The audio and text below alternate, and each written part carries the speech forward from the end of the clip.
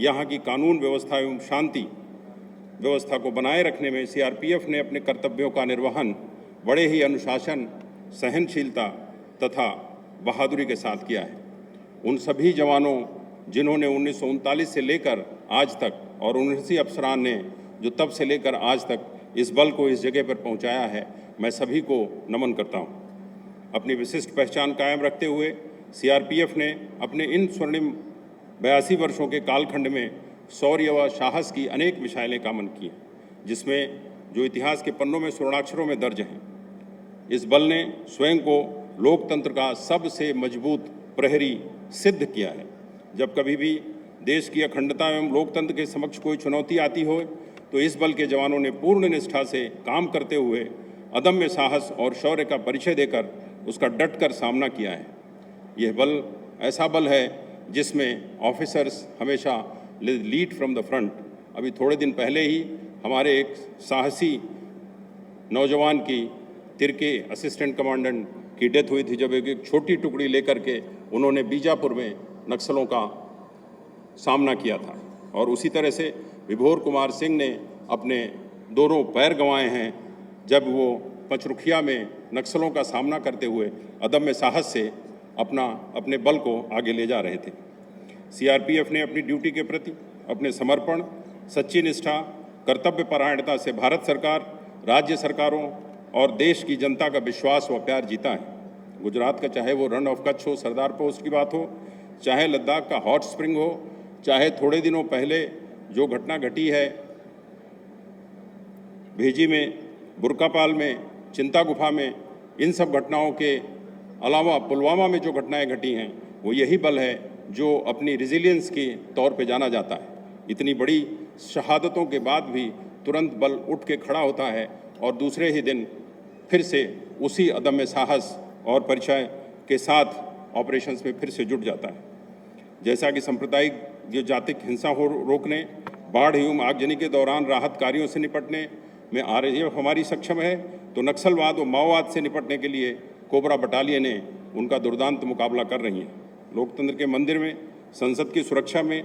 PDG battalion व VIP की सुरक्षा में वीआईपी सिक्योरिटी विंग एसडीजी है। यहाँ पर मैं आप लोगों को एक याद दिलाना चाहूँगा कि 2001 में जब संसद पर हमला हुआ था, उस वक्त की अगर आप क्लिप देखें तो उसमें ध्यान से अगर देखें तो जिधर से गोलियां आ रही हैं, लोग उधर से भाग रहे हैं और हमारे बल के ऑफिसर्स और जवान उस दिशा में दौड़ रहे हैं, उस लोकतंत्र को, उस पार्लियामेंट को और उस चीज़ को बचाने के लिए। यह बल आंतरिक सुरक्षा के साथ साथ अपनी ड्यूटी से हटकर आम लोगों की सहायता के लिए समय समय पर अनुकरणीय कार्य करके अन्य को प्रेरित करने के उदाहरण भी हमेशा प्रस्तुत करता रहा है। इस बल ने देश में ही नहीं अपितु देश के बाहर भी संयुक्त राष्ट्र मिशन के अधीन कोसोवो, हाइती, श्रीलंका, लाइबेरिया इत्यादि में अपने कर्तव्यों को बखूबी निभाया है, जो इस बल के लिए ही नहीं बल्कि पूरे देश के लिए बहुत ही गर्व की बात है। महिला बटालियनों ने भी कई महत्वपूर्ण जिम्मेदारियां निभाई हैं और आज की इस परेड की संचालनता में पहली यूनिट महिलाओं द्वारा कमांडेड ही थी। वर्तमान में 6 महिला बटालियनों की वीरांगनाएं देश के विभिन्न भागों में अपनी सेवाएं देते हुए महिला सशक्तिकरण का परिचय दे रही हैं। विगत कई वर्षों में कोविड जैसी भयानक महामारी के दौरान जब हमारे जवानों ने अपनी जान की परवाह किए बिना फ्रंट वॉरियर के रूप में मानवीय आधार पर जगह जगह पर मास्क, सैनिटाइजर, दवा और खाने के पैकेटों का वितरण कर आम जनता की सहायता की, तो सीआरपीएफ के आदर्श वाक्य सेवा और निष्ठा को पूर्ण रूप से चरितार्थ किया। हम सभी जानते हैं कि देश में वामपंथी उग्रवाद से निपटने के लिए सीआरपीएफ की अहम भूमिका रही है। विशेषतः कोबरा बटालियनों ने अपना परचम नक्सल एरिया में काफ़ी हद तक फैलाया है। पूर्वोत्तर में सीआरपीएफ के निरंतर प्रयासों के बाद वहाँ की कानून व्यवस्था में काफ़ी सुधार हुआ है और शांति का वातावरण है। सांप्रदायिक दंगों से निपटने में भी रैफ बटालियनें अत्यंत प्रभावी ढंग से अपनी भूमिका का निर्वहन करती हैं। यह बल पूर्ण दक्षता एवं कार्यकुशलता से श्री अमरनाथ यात्रा, माता वैष्णो देवी, राम जन्मभूमि, कृष्ण जन्मभूमि, संसद भवन की सुरक्षा इत्यादि का दायित्व भी सफलतापूर्वक निभा रहा है। हाल ही में हुए देश के 5 राज्यों में विधानसभा चुनावों को शांतिपूर्ण ढंग से कराने के लिए सीआरपीएफ को फिर से नोडल एजेंसी के रूप में नियुक्त ही नहीं किया गया,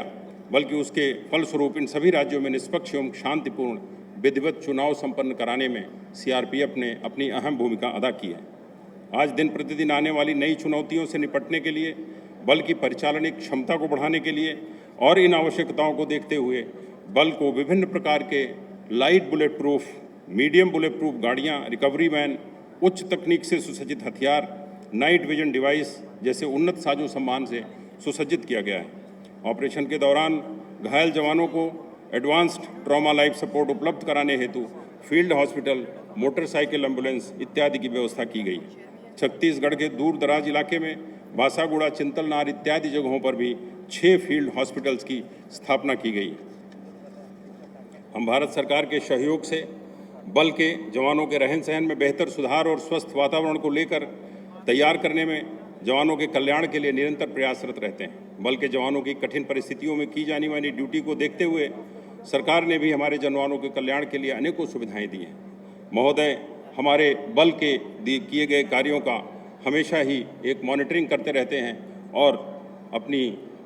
आशीर्वचनों से हम लोगों को डायरेक्शंस देते रहते हैं। कभी कभी तो इतना होता है कि जितना प्रपोजल हम बोलते हैं उससे भी आगे की सोच के साथ सर हम लोगों को डायरेक्शन देते हैं और हम वो प्रपोजल बना के होम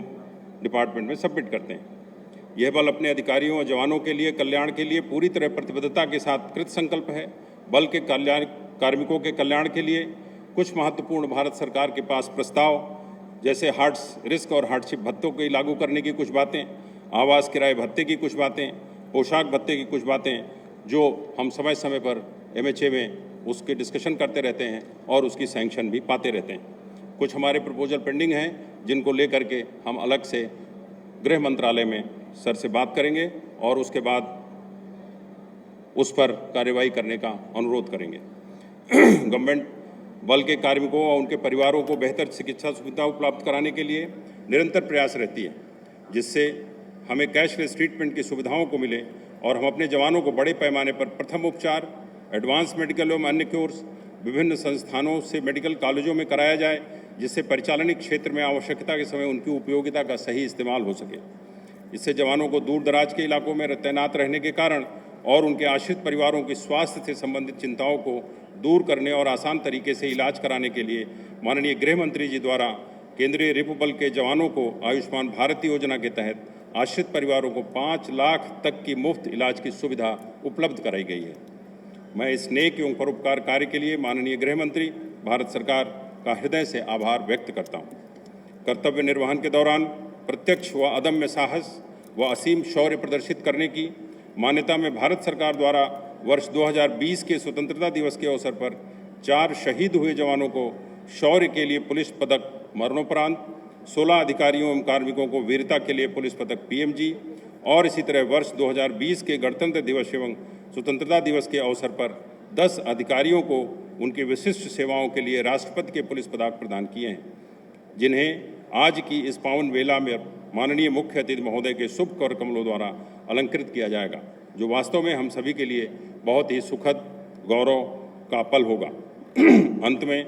मैं माननीय मुख्य अतिथि महोदय का एक बार पुनः हृदय के अंतःकरण से स्वागत करता हूं कि आपने अपने व्यस्त कार्यक्रमों में से कीमती समय निकालकर अपनी गरिमामय उपस्थिति से आज की इस 83वीं CRPF की भव्य परेड की गरिमा और शोभा बढ़ाई है और हम सभी को अनुग्रहित किया है। महोदय, आपकी उपस्थिति से प्राप्त हुई प्रेरणा से हम सभी के मनोबल बहुत बढ़े हैं और निश्चित रूप से आने वाले समय में हम अपने कर्तव्य को और भी अधिक लगन, निष्ठा व समर्पण भाव से संपादित करने में उत्प्रेरक की तरह से आगे बढ़ेंगे। इसके साथ साथ मैं बल के उन सभी अधिकारियों, कार्मिकों तथा उनके परिजनों को भी विशेष अग्रिम बधाई देते हुए उनके उज्जवल भविष्य की कामना करता हूं, जिनमें आज इस भव्य समारोह के दौरान उनकी विशिष्ट सेवाओं के लिए अलंकृत किया जाएगा। इसके पश्चात मैं एक लाइन की उस लाइन के साथ अपना वक्तव्य शेष अंत करूंगा, जो कि हमारे नीमच में शहीद स्थल पर लिखी हुई है। मुहूर्ते ज्वलितम श्रेयः न च धूमायिते चिरा। यह बल इस शब्द को अक्षर बाय अक्षर मानता है और उसको परिचायित करता है कि तुरंत अपना शौर्य और परिचायक दिखा करके अपने को समाप्त कर लेना ज़्यादा बेहतर है, अपने को देश पर बलिदान कर देना ज़्यादा बेहतर है, न कि धुएं की तरह धीरे धीरे सुलगते रहना। जय हिंद, जय भारत, जय CRPF।